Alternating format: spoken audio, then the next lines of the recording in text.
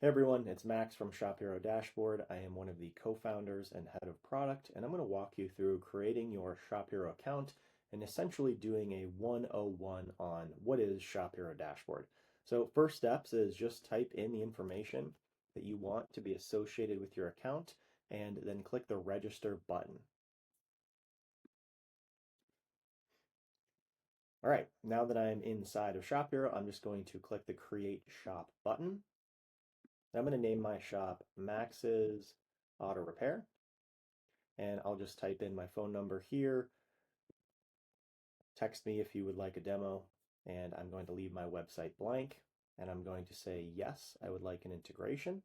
This is for Techmetric and Shopware users currently as of May 2026, and I'm going to select Techmetric, and my shop ID is 292, so I will type that in here.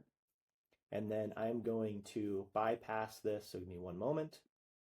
All right, so now we are in Shop Hero Dashboard. I have completed the sign up and payment process. I've been redirected to Shop Hero, and you'll see that I enter the app and I see just a dispatch container with active repair orders in here. If you do not have your repair orders active, it's because your integration is turned off. My integration is currently set to active, so that's why you're seeing repair orders there. You will select enabled. The reason mine is disabled is because I'm in a sandbox account, but you will select this toggle and put it as enabled, and that will allow us to pull in repair orders from Techmetric or whatever shop management system you're using. If I click on a card, so I'm going to click on the green card, 132, that's the repair order number, customer name, and year, make, model beneath it. If I click on a card, I will open that card directly to that repair order inside of the shop management system. I can toggle between tabs as well, or if I am done working on repair order 132, I can come back to Shop Hero by closing that tab, and I can click on any other card and repeat that process. In Shop Hero, there's a couple things I want to show you just at a high level.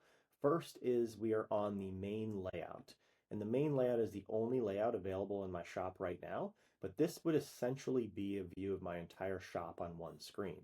If I wanted to add additional layouts, I could come in and either select a layout to edit, or if I wanted to create a new layout, I could create a new layout here. Layouts are essentially collections of containers or steps in your repair process.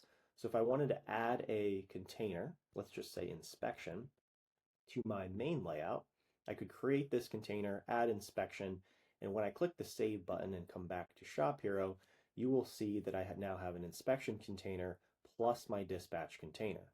So if I wanted to drag and drop and assign a vehicle to the inspection container, I could do that very easily. It's just a click and drag.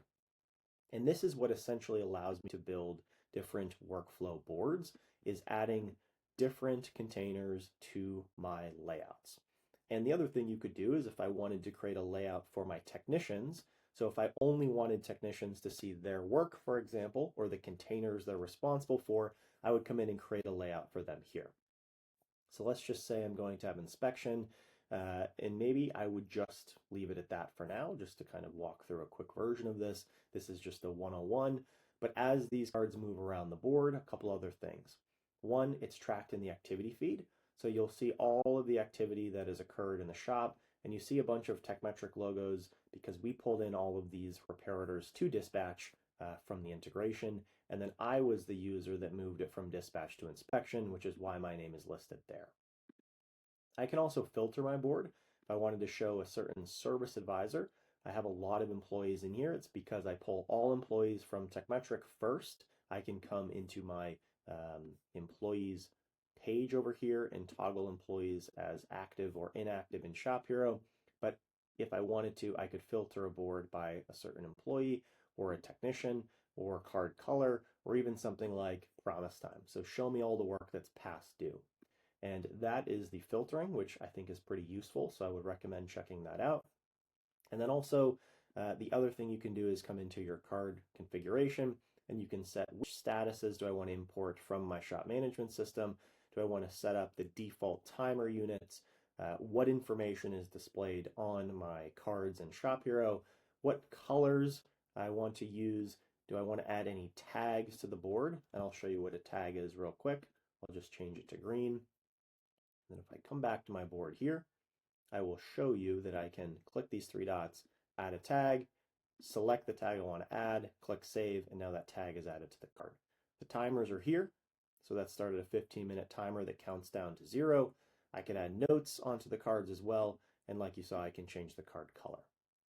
If I click this little icon in the top right of the card, I'll see a service advisor and technician assigned. In this case, it's both Josh. However, let's find a different one. Let's look right here. This color of the background is representative of the service advisor, and the initials are the technician. So that is the distinction here. And again, if I were to filter the board, so let's filter by, let's filter by Kenny the technician. Let's look for Kenny. I would just see the work that's assigned to Kenny. And that is essentially a quick high-level walkthrough of Shop Hero. Check back for more videos on how-tos, features, and other things that you can do with the platform. Appreciate it. Talk soon.